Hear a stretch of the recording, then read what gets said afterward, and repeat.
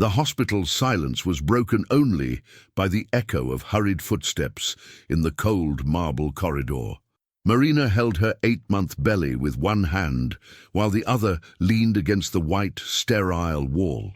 Her legs trembled, not just from the weight of pregnancy, but from the exhaustion of someone who had slept only 2 hours in the last 48 hours. The outpatient clinic line stretched like a cruel serpent, filled with people who seemed to have all the patience in the world. Marina looked around desperately for an empty chair, a bench, anywhere she could rest her aching body. The fluorescent lights above cast harsh shadows on her pale face, highlighting the dark circles under her eyes that told the story of sleepless nights since David's funeral 3 weeks ago. "Next!" called the receptionist with mechanical indifference. The line moved forward like molasses. Marina's hand instinctively moved to her lower back, where a sharp pain shot through her spine. She closed her eyes and tried to breathe deeply, the way David had taught her in those prenatal classes they'd attended together. The memory hit her like a physical blow, his gentle voice encouraging her, his warm hand on her shoulder, promising he'd be there for every step of this journey. But David wasn't here. David would never be here again. The heart attack had taken him suddenly, violently, in the middle of the night. One moment he was sleeping peacefully beside her, the next he was gasping for air, clutching his chest. By the time the ambulance arrived, it was too late. Marina had held his hand as the paramedics worked frantically, whispering promises that everything would be okay, lies that tasted bitter on her tongue. Now she stood in this sterile corridor, carrying their child alone, drowning in medical bills she couldn't afford, and a grief so profound it felt like drowning. A woman in her 60s cut in front of her, muttering something about urgent appointments. Marina wanted to protest, but the words died in her throat. She was too tired to fight, too broken to care about one more person taking advantage of her vulnerability. The world seemed designed to crush people like her, those without connections, without money, without anyone to advocate for them. The baby kicked hard against her ribs, as if sensing her distress. Marina whispered softly, "I know, little one. Mommy's trying to be strong." But the truth was, she felt anything but strong. She felt like she was barely holding herself together with threads that grew thinner each day. Behind her, she could hear hushed conversations. Complaints about wait times, discussions about medical bills, gossip about hospital staff. But one voice stood out, gentle and patient, speaking to a small child in soothing tones. "We'll wait our turn, Miguel. I know you're tired, but we have to be patient." Marina turned slightly and saw a man in his early 40s, impeccably dressed in a navy suit, despite being in a hospital waiting room. His dark hair was perfectly combed, but his eyes carried a weariness that expensive clothes couldn't hide. Next to him stood a small boy, no more than 3 years old, with curious brown eyes and restless energy barely contained by his father's gentle grip. The contrast was striking. This man who clearly had money and status, waiting in the same public hospital line as everyone else, speaking to his son with infinite patience, while Marina felt ready to collapse from exhaustion and grief. It didn't make sense. People like him didn't wait in lines like this. They had private doctors, exclusive clinics, shortcuts that money could buy. "Daddy, why is that lady sad?" the little boy asked, pointing directly at Marina with the brutal honesty that only children possess. Marina felt heat rush to her cheeks, embarrassed to be so transparent in her suffering. She tried to straighten up, to compose herself, but another wave of back pain shot through her body like lightning. Her knees buckled slightly, and she caught herself against the wall, breathing heavily, her face contorting with discomfort. The man's expression shifted from polite concern to genuine alarm. Without hesitation, he scooped up his son and moved toward Marina, his expensive shoes clicking against the hospital floor. "Ma'am, are you all right?" His voice carried an authority that spoke of someone accustomed to being heard, yet it was tempered with genuine kindness. Marina looked up into his eyes, dark brown, like his son's, but filled with a compassion that seemed to see straight through her carefully constructed facade of strength. In that moment, she realized that this stranger might be the first person in weeks to truly see her, to recognize her pain without judgment. Marina's breath came in short, shallow gasps as she struggled to regain her composure. The man's concerned gaze made her feel exposed, vulnerable in a way that frightened her. She wasn't used to kindness from strangers, especially not from men who looked like they belonged in boardrooms rather than public hospital waiting rooms. I'm fine," she managed to whisper, though her trembling hands and pale complexion told a different story. "Just tired." The man studied her face with the careful attention of someone trained to read people, to see beyond surface appearances. His son Miguel tugged at his father's jacket, whispering loudly in that way children do when they think they're being quiet. "Daddy, she looks like Mommy used to look when she was sick." Something flickered across the man's features. Pain, recognition, understanding. He gently placed his hand on his son's head, a gesture so tender it made Marina's heart ache with longing for David's touch. "Miguel, why don't you sit in that chair over there for a moment?" He pointed to a small chair near the wall. The boy obeyed without question, swinging his little legs as he watched the adults with curious eyes. The man turned back to Marina, and when he spoke, his voice carried a weight of personal experience. "How far along are you?"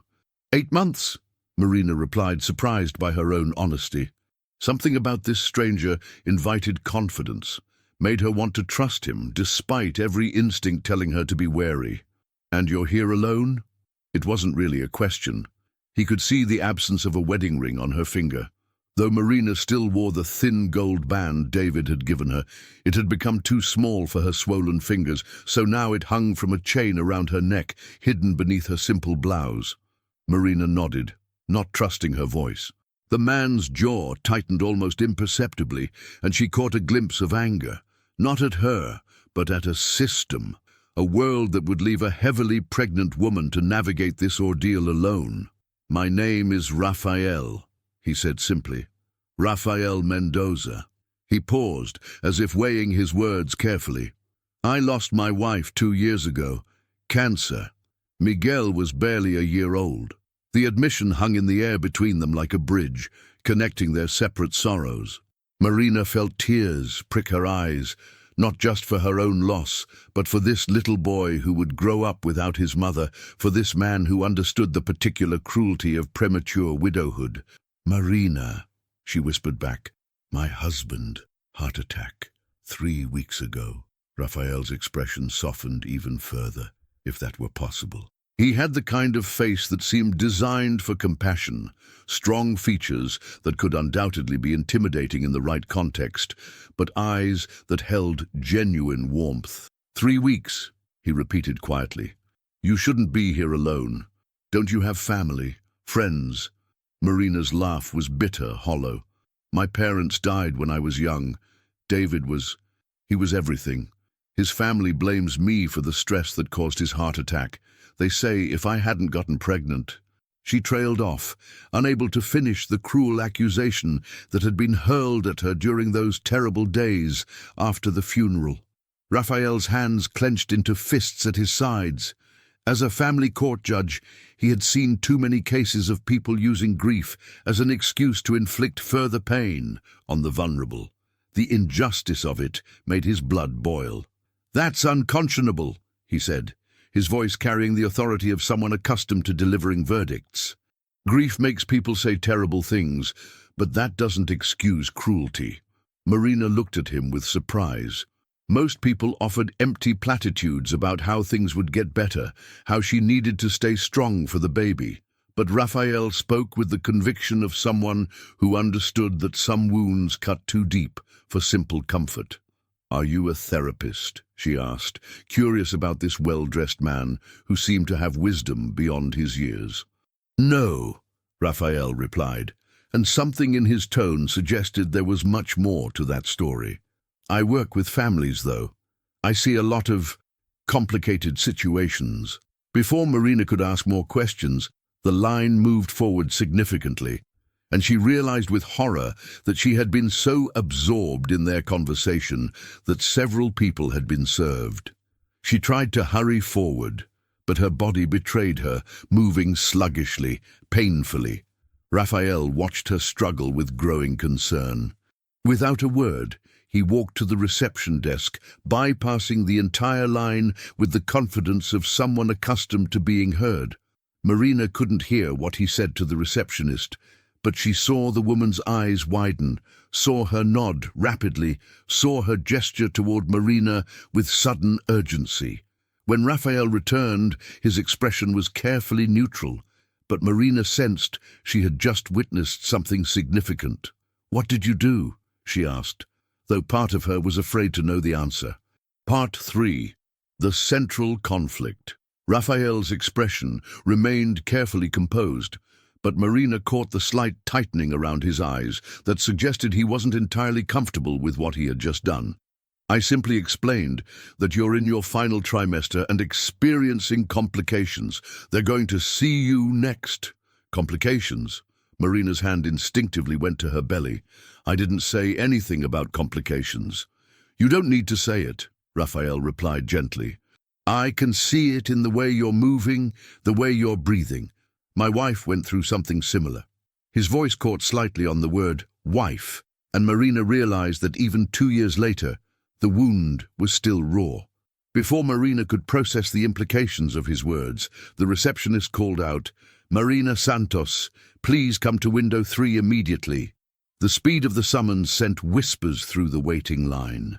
Marina felt dozens of eyes on her as she made her way to the reception window, her cheeks burning with embarrassment and something that felt uncomfortably close to shame. She had spent her entire life playing by the rules, waiting her turn, never asking for special treatment. Now, through this stranger's intervention, she was cutting ahead of people who had been waiting just as long. "Mrs. Santos," the receptionist said with newfound respect, "Dr. Ramirez will see you in room 204 right away. Please take the elevator to the 2nd floor." Marina turned back to Raphael, confusion and gratitude warring in her expression. "I don't understand. How did you—" "Sometimes the system needs a gentle nudge in the right direction," Raphael said diplomatically, but there was something in his tone, a careful precision in his words, that suggested he was accustomed to more than gentle nudges. This was a man who understood power, who knew how to wield it effectively. Miguel had wandered back over to them, tugging on his father's jacket. "Daddy, are we going to see the doctor now, too?" "Soon, mijo," Raphael said, ruffling his son's hair. "The nice lady needs to go first." "Why?" Miguel asked with the relentless curiosity of a 3-year-old. "Is her baby coming now?" Marina felt a flutter of panic. "The baby's not coming, is it? I mean, I've been having some pain, but—" "That's exactly why you need to be seen immediately," Raphael interrupted, his voice carrying the authority of someone who had dealt with medical emergencies before. Pain at this stage shouldn't be ignored. As they waited for the elevator, Marina found herself studying Raphael more closely. His suit was clearly expensive, tailored to fit perfectly. His shoes were Italian leather, polished to a shine. Even his watch spoke of wealth and status. But more than that, there was something about the way he carried himself, the way the hospital staff had responded to him, that suggested influence beyond mere money. "You're not just successful, are you?" Marina asked quietly as the elevator doors opened. "You're someone important." Raphael's jaw tightened almost imperceptibly. "I prefer to think of myself as someone who tries to help when help is needed." It was a non-answer, carefully crafted to deflect rather than reveal. Marina had been married to a journalist long enough to recognize evasion when she heard it. But as the elevator rose to the 2nd floor, she realized that she didn't care who Raphael was or what strings he had pulled. For the first time in weeks, someone was helping her, and she was too exhausted to question the gift. The elevator doors opened to reveal a much quieter, more orderly floor. A nurse was waiting for them, clipboard in hand. wearing the kind of professional smile that suggested she had been specifically instructed to provide excellent care. "Mrs. Santos, I'm Nurse Patricia. Dr. Ramirez is ready to see you immediately." Marina hesitated, looking back at Rafael and Miguel. Would you mind waiting? I don't have anyone to call if—" She couldn't finish the sentence, couldn't voice her fear that something might be wrong with the baby, that she might be about to lose the last piece of David she had left. Rafael's expression softened. "Of course. Miguel and I will be right here in the waiting area." As Marina was led down the hallway, she heard Miguel's voice carrying clearly in the quiet corridor. "Daddy, why don't you tell people you're a judge? Why is it a secret?" Marina's steps faltered. She turned slightly, catching Rafael's sharp intake of breath, seeing the way his face went carefully blank in the way of someone caught in an unexpected revelation. A judge. Rafael Mendoza was a judge. The pieces began falling into place with startling clarity. The expensive clothes, the instant respect from hospital staff, the way he had maneuvered the system with such practiced ease. This wasn't just a successful businessman or wealthy professional. This was someone who held real power, someone who made decisions that affected people's lives every single day. And he had used that power for her. As the nurse guided her toward the examination room, Marina's mind raced with questions. What kind of judge waited in public hospital lines? Why was he here with his son instead of at some exclusive private clinic? And most importantly, what did it mean that she had just accepted help from someone who represented everything she had learned to distrust about the system? Part 4. Rising Struggles. The examination room felt sterile and cold despite the warm overhead lighting. Dr. Ramirez, a woman in her 50s with kind eyes and gentle hands, conducted her examination with thorough professionalism. Marina lay on the paper-covered table, staring at the ceiling tiles while trying to process everything that had just happened. "Your blood pressure is elevated," Dr. Ramirez said, her voice carefully neutral. "And there are signs of early preeclampsia. Nothing immediately dangerous, but we need to monitor you closely." Marina's heart lurched. "What does that mean for the baby?" "The baby appears healthy for now, but stress and lack of proper rest are exacerbating your condition. You need complete bed rest, regular monitoring, and—" She paused, consulting her chart. "A strong support system. The notes here indicate you're recently widowed." The clinical term made Marina flinch. Widowed. As if her entire relationship with David could be reduced to a single word that described what she had lost rather than what she had shared. "3 weeks ago," Marina whispered. Dr. Ramirez's expression softened. "I'm sorry for your loss, but I need to ask, do you have family who can help? Someone to ensure you're following the bed rest protocol?" Marina's silence was answer enough. Dr. Ramirez made additional notes, her pen scratching against the paper with increasing urgency. "Mrs. Santos, I'm going to be direct with you. Your condition, combined with the stress you're under, puts both you and your baby at risk. Preeclampsia can escalate quickly. You need help, whether that's family, friends, or community resources." "I can't afford help," Marina said quietly. "I can barely afford the medical bills I already have." Dr. Ramirez set down her clipboard and looked Marina directly in the eyes. "Then we need to find another solution. I'm going to speak with our social worker about emergency assistance programs." No. 20 minutes later, Marina emerged from the examination room with a prescription she couldn't afford and instructions for a lifestyle she couldn't maintain. The waiting area where she had left Rafael and Miguel was still occupied, but the scene that greeted her was unexpected.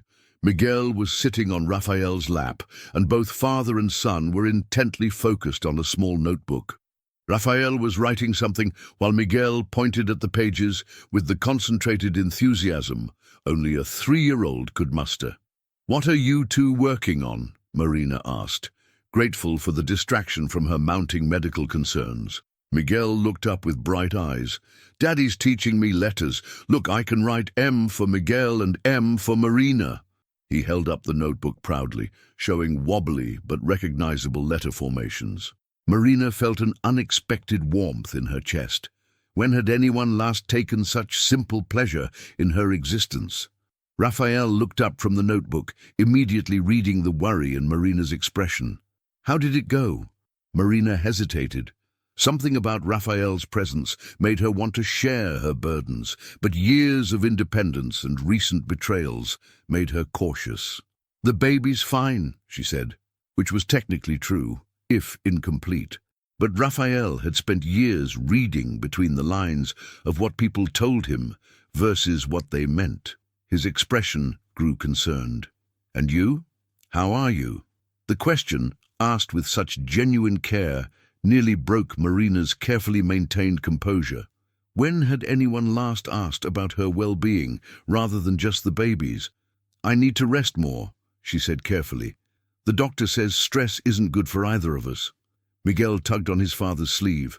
"Daddy, can Marina come have dinner with us? She looks hungry." The innocent suggestion hung in the air between them. Raphael's eyes met Marina's, and she saw something there. An offer, perhaps, or maybe just the recognition of shared loneliness. "Miguel, that's very kind, but—" Raphael began. "Actually," Marina interrupted, surprising herself, "I haven't eaten since yesterday morning." "Udi." The admission slipped out before she could stop it, revealing more about her desperate situation than she had intended. Raphael's jaw tightened. "Yesterday morning?" Marina felt heat rush to her cheeks. "I've been managing my resources carefully." It was a euphemism that fooled no one. Raphael had seen enough cases of poverty disguised as pride to recognize it immediately. The expensive suit, the influence, the comfortable life he provided for Miguel, all of it suddenly felt like a barrier between him and this woman who was rationing food while carrying a child. "There's a cafeteria downstairs," Raphael said quietly. "Would you join us? Please." Marina wanted to refuse, to maintain what little dignity she had left, but the baby chose that moment to kick sharply against her ribs, reminding her that her pride was a luxury she couldn't afford. I suppose I could eat something small." As they gathered their things to leave, Raphael's phone buzzed with an urgent text message. Marina caught a glimpse of the screen. "Family court emergency. Henderson custody case. Judge needed immediately." Raphael read the message, his expression growing tense. He looked at his watch, then at Miguel, then at Marina with her pale complexion and carefully hidden desperation. "Is everything all right?" Marina asked. Raphael was quiet for a long moment, clearly wrestling with a decision. When he looked up, his expression was resolved, but Marina could see the weight of whatever choice he had just made. "Everything's fine," he said, pocketing the phone without responding to the message. "Let's get that meal." But as they walked toward the elevator, Marina couldn't shake the feeling that Raphael had just made a decision that would have consequences far beyond a simple dinner invitation. The hospital cafeteria buzzed with the quiet conversations of medical staff grabbing quick meals between shifts. Raphael had insisted on paying for Marina's food, and now she sat across from him and Miguel, watching the little boy meticulously separate his chicken nuggets from his French fries with the serious concentration of a tiny surgeon.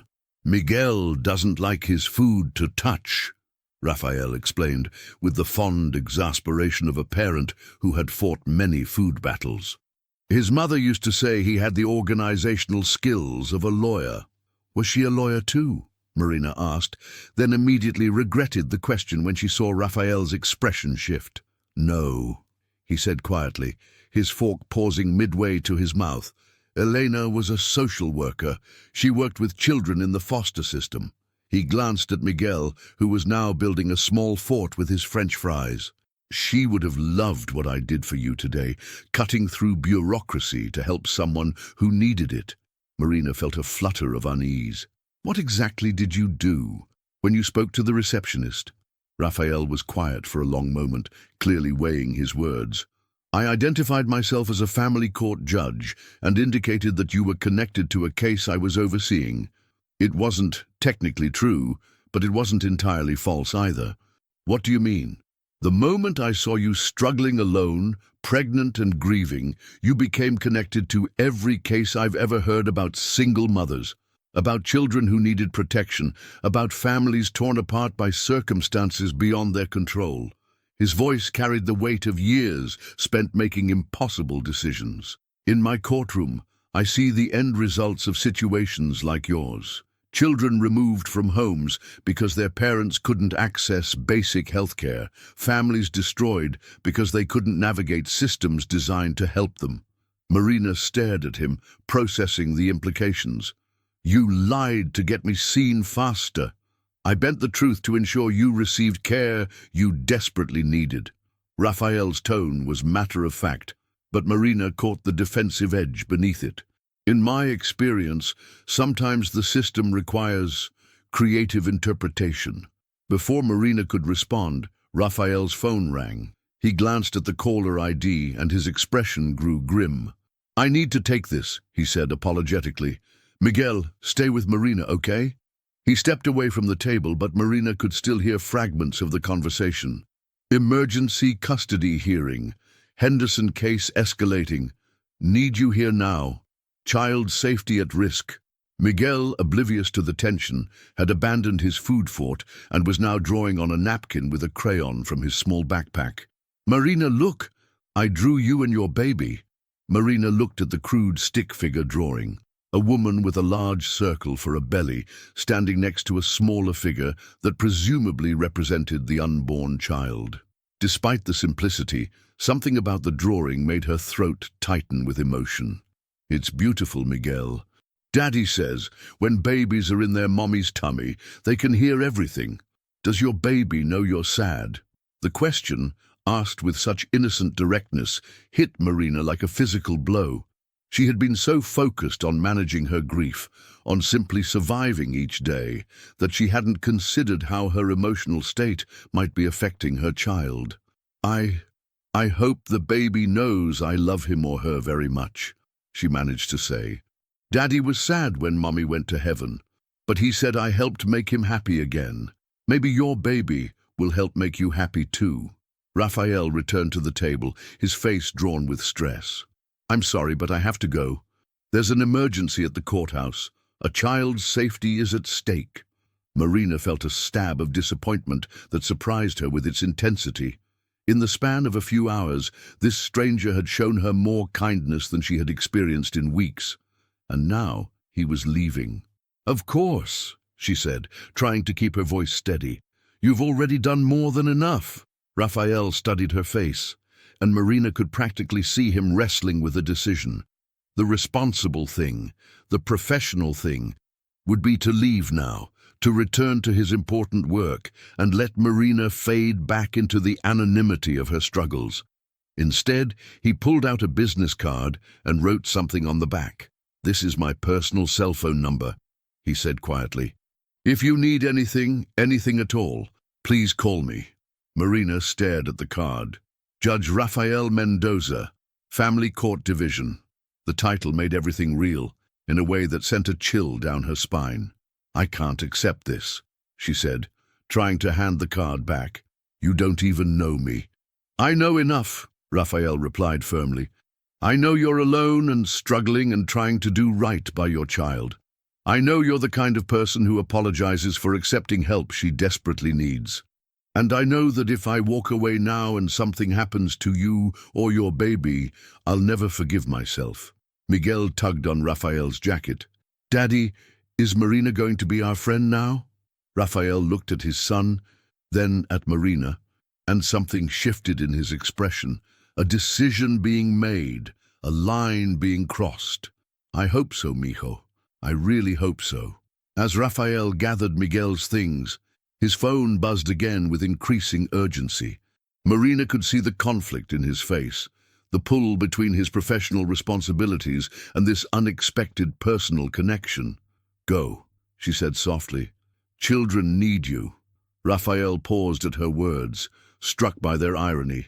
Marina, he said quietly, you need to understand something. What I told you about bending the truth earlier, I've built my career on following rules, on upholding the system. but watching you struggle today, it's made me question whether following rules is always the same as doing what's right." He left without another word, Miguel waving goodbye over his shoulder. Marina sat alone in the busy cafeteria, clutching the business card and wondering if she had just witnessed a powerful man's moment of moral awakening, or if she had simply become another case study in the complicated intersection of justice and compassion. Either way, she knew that nothing would ever be quite the same. 3 days passed before Marina used the phone number on Raphael's card. 3 days of following doctor's orders for bed rest in her cramped studio apartment, surviving on crackers and canned soup, and trying to ignore the mounting stack of unpaid bills on her kitchen counter. 3 days of feeling the baby's increasingly restless movements and wondering if her stress was affecting the tiny life growing inside her. The call that finally broke her resolve came on Thursday evening. Marina had been lying in bed, one hand on her belly, when the phone rang with a number she didn't recognize. "Mrs. Santos, this is Dr. Ramirez's office. Your blood work from Monday shows some concerning changes. We need you to come in immediately." Marina's heart raced. "What kind of changes?" "Your protein levels indicate your preeclampsia is progressing. Dr. Ramirez wants to see you first thing tomorrow morning, and she may need to discuss early delivery options." Early delivery. The words echoed in Marina's mind long after she hung up the phone. At 34 weeks, the baby would need intensive care, specialized treatment, expenses that would bankrupt her even if everything went perfectly. She stared at Raphael's business card for 20 minutes before finally dialing his number. Rafael Mendoza. His voice was professional, distant, and Marina almost hung up. Then she remembered Miguel's innocent question about whether her baby could hear her sadness, and she found her courage. "It's Marina Santos, from the hospital." The change in his tone was immediate. "Marina, are you all right?" No, actually, I'm not." The admission felt like stepping off a cliff. "The doctor called. They think I might need to deliver early, and I don't have anyone to—" "I'm sorry, I shouldn't have called." "Don't apologize." "Where are you?" Marina gave him her address, and Raphael was quiet for so long she wondered if the call had dropped. "I'll be there in 20 minutes, he said finally. "You don't need to—" 20 minutes, Marina." When Raphael arrived, he wasn't alone. Miguel was with him, carrying a small overnight bag, and Raphael held a larger bag that looked suspiciously like groceries. "I hope you don't mind," Raphael said as Marina opened her door. Miguel insisted on coming. "He's been asking about you every day." Marina looked down at the little boy, who was studying her apartment with the frank curiosity of a child. The space was clean but sparse. A single room with a kitchenette, a fold-out couch that served as her bed, and boxes of David's belongings stacked in the corner that she hadn't been able to face unpacking or disposing of. "Marina!" Miguel exclaimed. "Daddy brought soup. The good kind from the store, not the kind from cans." Raphael shot his son a look, but Marina caught the gesture and felt heat rise in her cheeks. "You didn't need to bring anything," she said quietly. "Miguel, why don't you set up your coloring books on the table?" Raphael suggested, then turned to Marina with an expression that was all business. "Tell me what the doctor said. Everything." As Marina recounted the phone call, she watched Raphael's face grow increasingly grim. When she mentioned the potential financial implications of a NICU stay, his jaw tightened in a way that spoke of barely controlled anger. "Have you applied for emergency assistance through the hospital's charity care program?" he asked. Marina shook her head. "I tried to get information, but the process is so complicated, and I don't have a lawyer to help navigate." She stopped, realizing what she had just said to a man who spent his days navigating legal complexities for other people. Raphael was quiet for a long moment. When he spoke, his voice was carefully controlled. "Marina, I need to tell you something, and I need you to listen carefully." Something in his tone made Marina's pulse quicken. Raphael glanced at Miguel, who was absorbed in his coloring, then moved closer to Marina, lowering his voice. 3 days ago, when I left you at the hospital, I went to handle an emergency custody case. A 3-year-old boy was being removed from his mother because she couldn't provide adequate care. Not because she didn't love him, not because she was unfit, but because poverty had made it impossible for her to meet his basic needs. Marina felt a chill run down her spine. The mother was recently widowed. She was working 2 jobs, but still couldn't afford childcare and healthcare. The system that was supposed to help her instead failed her so completely that her son is now in foster care. Raphael's voice grew quieter, more intense. As I sat in that courtroom, making a decision that would separate another child from his mother, all I could think about was you, alone in that hospital, struggling with the same systemic failures. "Why are you telling me this?" Marina whispered, though part of her already knew. "Because I can't do this anymore. I can't keep making decisions in a broken system while people like you fall through the cracks."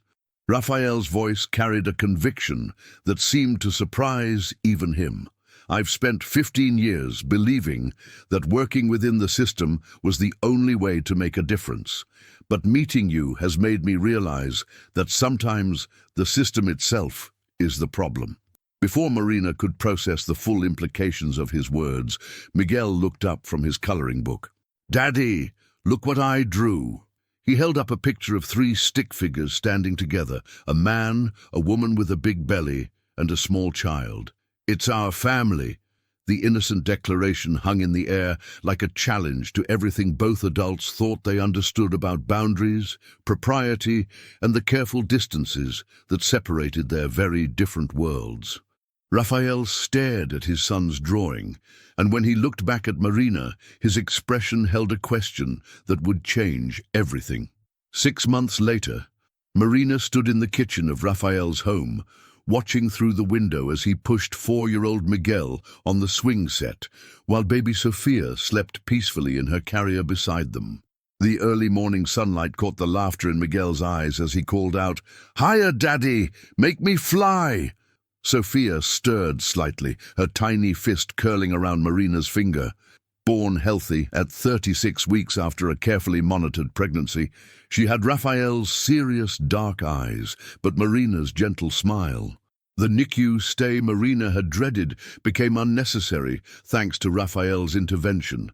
Not through his judicial influence this time, but through his decision to step away from the bench entirely.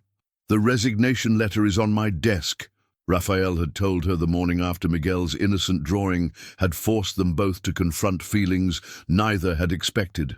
"I can't keep perpetuating a system that fails the people it's supposed to protect." Marina had protested at first. "You can't give up your career for me, for us." "I'm not giving it up," Raphael had replied with quiet conviction. "I'm redirecting it. There are other ways to fight for families, Marina. Ways that don't require me to separate children from parents who love them but can't navigate bureaucratic mazes." Now, as Marina watched Raphael spin Miguel in circles until they both collapsed in dizzy laughter on the grass, she marveled at how completely their lives had transformed.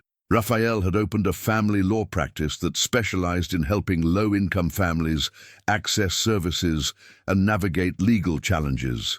His reputation as a former judge opened doors, but his genuine commitment to justice kept them open. Marina had become more than a client or a charity case. She had become his partner in every sense, in raising their blended family, in building his new practice where she managed client intake and helped other struggling parents feel less alone, and in creating a home where Miguel's easy acceptance of love had taught them both that family could be chosen as well as born. The screen door opened behind her, and Raphael stepped inside, grass stains on his shirt and joy lighting his features. "Miguel wants to know if Sophia is old enough to swing yet," he said, wrapping his arms around Marina from behind and resting his chin on her shoulder. "She's 3 months old, Raphael." "I told him that. He said we should ask her opinion." Marina laughed, the sound still surprising her with its ease. For so long she had forgotten that happiness could exist alongside grief, that love could bloom in the space where loss had carved deep trenches in the heart. "I got a call this morning," Raphael said quietly. "The Henderson case. Remember the emergency that called me away from the hospital that first day? The boy is being returned to his mother. The new judge assigned to my old caseload has been implementing some of the reforms I suggested." Marina turned in his arms, seeing the mixture of satisfaction and lingering sadness in his expression. "You miss it sometimes, don't you? The courtroom." "I miss the power to change things directly," Raphael admitted. "But I don't miss the sleepless nights wondering if I was separating families that could have been helped instead of divided." Through the window, they could see Miguel attempting to teach their elderly neighbor's cat how to use the swing. The cat was having none of it, but Miguel's determination was absolute. "He's got your persistence," Marina observed. "And your kindness," Raphael replied. "He told me yesterday that he wants to help sad people feel better when he grows up, like we helped you." Marina felt the familiar tightness in her throat that came whenever she thought about the chain of small miracles that had brought them together. "I still can't believe you noticed me in that line." "I notice everyone," Raphael said simply. "But you were carrying more than just a baby, Marina. You were carrying grief so heavy it was visible. And I recognized it because I'd carried it too." Sophia began to fuss, and Raphael immediately moved to lift her from the carrier, his large hands gentle and practiced as he settled her against his shoulder. Marina watched him whisper to their daughter in Spanish, the same soothing tone he had used with Miguel that first day in the hospital. "What are you telling her?" "That she's safe," Raphael said softly. "That she's loved. That sometimes the most beautiful families are the ones nobody expected, built from pieces of broken hearts that learned to beat together." Marina moved closer, creating a circle around their daughter with their joined presence. 6 months ago, she had been a woman alone, drowning in grief and fear. Now she was part of something larger, a family that included not just Raphael and the children, but also the clients who found hope in their law office, the community of single parents they had gathered around themselves, and even the memory of David, which Raphael had never asked her to abandon, but had instead helped her weave into the fabric of their new life. "Do you ever wonder what would have happened if you hadn't been at the hospital that day?" Marina asked. Raphael considered the question seriously. "I think we would have found each other anyway," he said finally. "Maybe not that day, maybe not in that place, but eventually. Some connections are stronger than circumstance." Miguel burst through the screen door, breathless with excitement. "The baby's awake. Can she see my new drawing?" He held up a piece of paper covered in carefully drawn letters. Marina could make out family spelled in wobbly but determined handwriting, surrounded by hearts and stars. "Miguel, that's beautiful," Marina said, crouching down to his level. "When did you learn to spell family?" "Daddy taught me," Miguel said proudly.